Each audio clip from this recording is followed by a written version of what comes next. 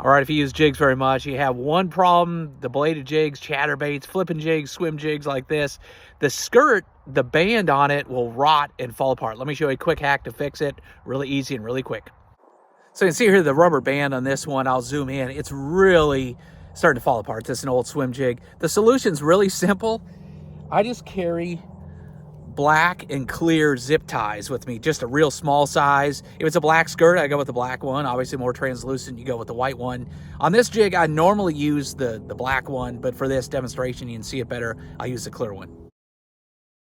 So all you have to do is just put that zip tie around the band, lay the skirt material flat is the key, that's a little trick, and then you just zip it closed.